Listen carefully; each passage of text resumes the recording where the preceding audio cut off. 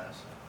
You know, we put it all on the line. You know, defensive players, we're executing, and we just try to play our game, do our own assignment. We have full trust in our offense to do their job, and it doesn't always end beautiful, but we came out with the win, so it was good. Nico, what does it say about the team that you guys have now gone into overtime, 2 straight games, and come out with wins both times? I mean, we just got to do our job, do our assignment, do your 111, and if it falls, negative, we got to pick up and move on to the next play. And like I said, it didn't go as smooth as it was, but just gotta keep our head on swivel and keep working. They were picking up a lot of yards on the quick slant the number 4. Did that catch you guys by surprise, or were they just finding a way to get to open space in your defense? That's a good offense. That's a really good team. They had the stretch going on us, and they got us a couple times and kind of adjusted on it. And sometimes try to expect too much on the run. And their number 4 he's a playmaker, and they came out to play, and that's what they did. Just got to keep working and learn from it and adjust on the field. So yeah. Cam had that big pick 6 right after halftime. How important was that for the defense to kind of get back on track?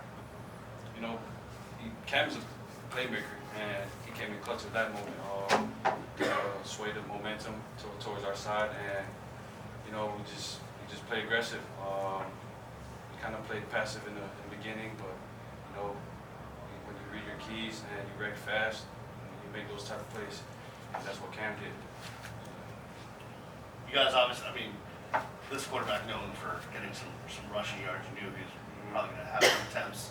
You got 1 or 2. For the most part, you guys did a good job on that. Just talk about your preparation for that and staying home.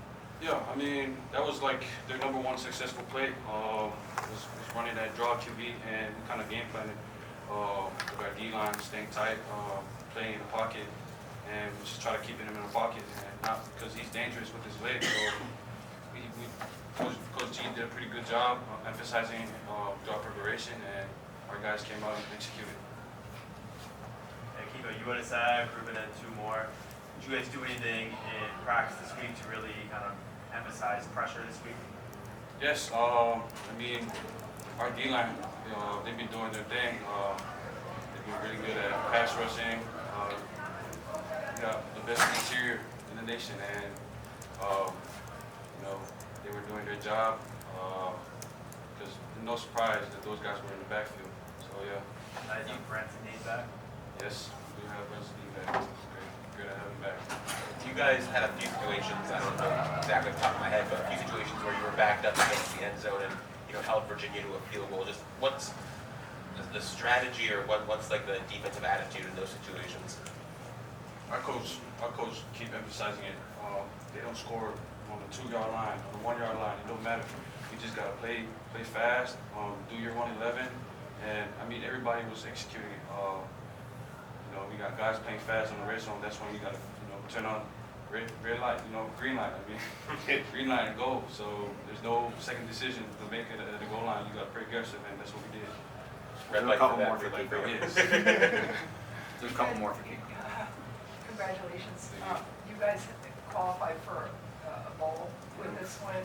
What does that mean to you? And UM hasn't actually played in a bowl since 2020. They qualified in 21, but it's been a while.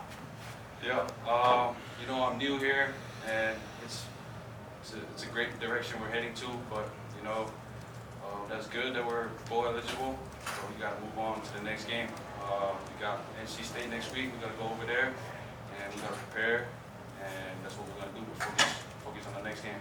Three out of the next 4 games, I think, are on the road. Yeah. How tough is that, or do you like that?